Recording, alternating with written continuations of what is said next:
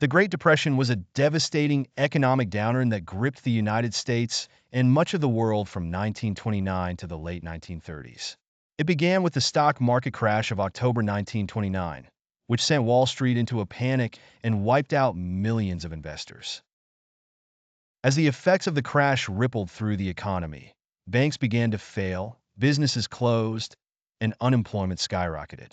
By 1933, nearly 25% of Americans were out of work, and more than 5,000 banks had gone out of business. The impact was felt across all sectors of society. Cities saw long breadlines form as the unemployed sought food and shelter. Shanty towns, dubbed Hoovervilles, named mockingly after President Herbert Hoover, sprang up in vacant lots. Farmers were hit particularly hard.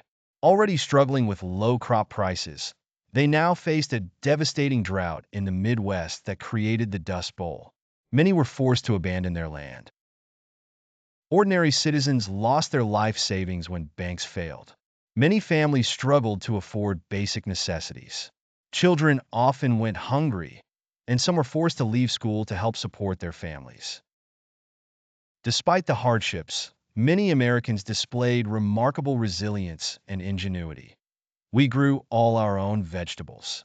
We had our own orchard. We had our own cows, had milk, made our own butter, did a lot of canning.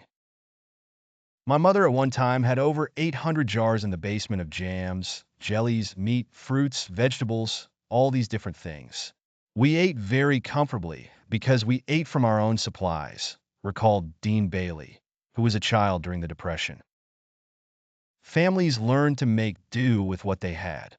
Clothes were patched and repurposed. Some women made undergarments from bleach feed sacks. People found creative ways to earn money, from selling apples on street corners to offering to paint buildings in exchange for settling debts. President Herbert Hoover's initial response to the crisis was limited, as he believed in minimal government intervention. However, as conditions worsened, he implemented some measures like the Reconstruction Finance Corporation to provide loans to banks and businesses. In 1932, Franklin D. Roosevelt was elected president in a landslide. His New Deal programs marked a significant shift in the government's approach to the economic crisis. These initiatives included public works projects to create jobs, banking reforms to restore confidence in the financial system, Social Security to provide a safety net for the elderly and unemployed, labor laws to protect workers' rights. While these programs provided relief and reform, it was ultimately the industrial mobilization for World War II that finally ended the Great Depression. The Great Depression left an indelible mark on American society. It shaped a generation's attitudes toward money, work, and the role of government. The era's hardships fostered a spirit of community and resourcefulness that many who lived through it never forgot.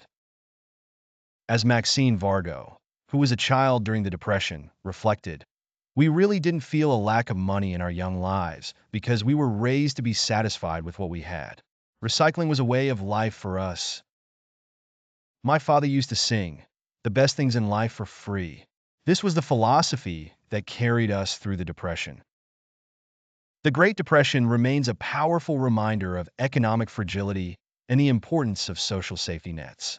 Its lessons continue to influence economic policies and discussions about the proper role of government in managing the economy to this day.